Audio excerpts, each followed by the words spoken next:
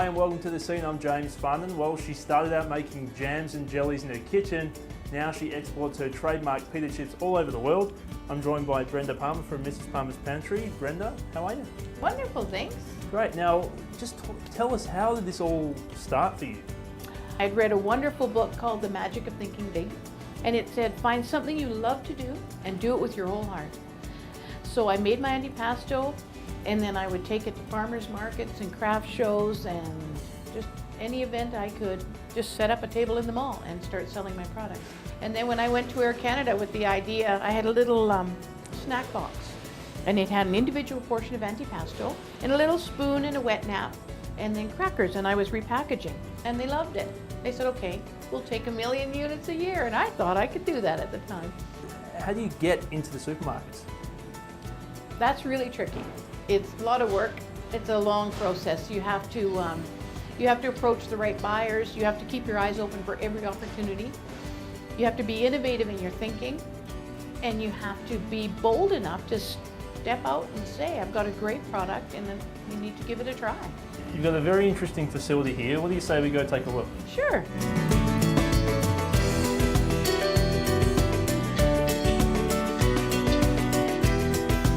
Our product is made with all natural things that you'd have in your own kitchen. Flour, yeast, water. People like to turn the bag around and be able to pronounce everything that's in the package. So here you can see they're each is an individual little puff of their own. And they're quite sturdy. They can stand up to the coating. But Brenda, how do we get from the dough to this stage? That's top secret. I could tell you, but then I'd have to kill you.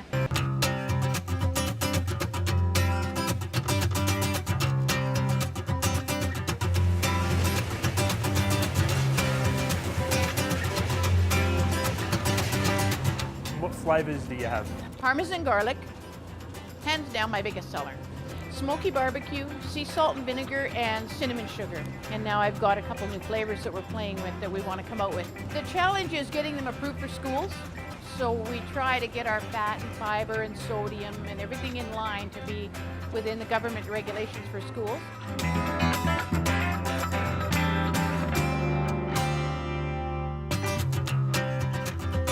This is when they get their taste, so have a try.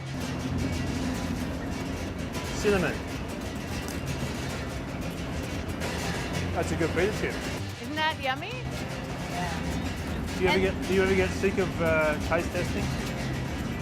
Not this flavor, I don't.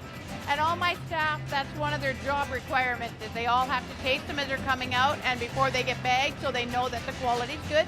That must be horrible for them. Yeah, life's tough, but somebody's got to do it. You started out with jams and jellies. Why the shift to pita chips? We want it to be unique. There's a lot of antipastos out there. There aren't any other pita chips like this.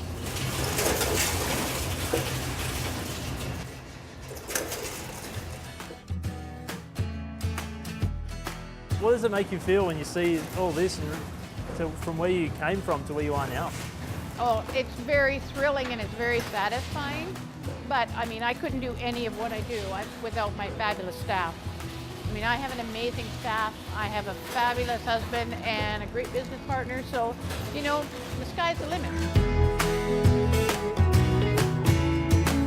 How much product is going out these doors now as opposed to when you first started? Well, it varies. Different times a year, obviously, we're busier.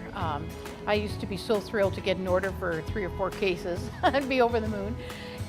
But we've also shipped 26 pallet truckloads down to Texas, and last week we shipped 6 pallets to London Drugs. So the orders are definitely getting bigger.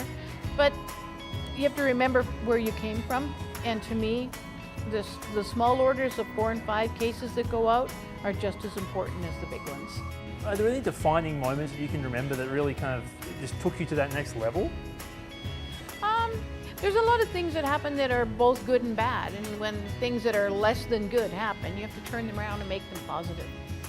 When Air Canada stopped taking our product, it was devastating, but that afforded us the opportunity to move into this building. And then last year, one of the co-founders of Kicking Horse Coffee, just called out of the blue and said that he would be very interested in joining our company. So he's left the coffee world and now in the pita chip world. And part of the new introduction with him coming on board is he redesigned our packaging for us. Have you ever thought about maybe going to like a bigger city or something and really kind of ramping things up?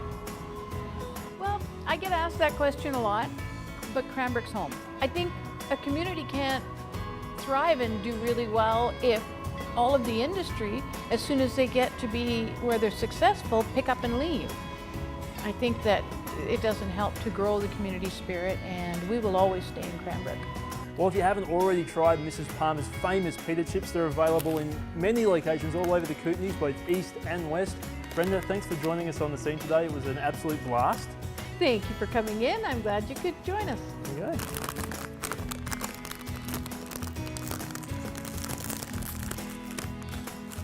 You should probably have one, Brenda.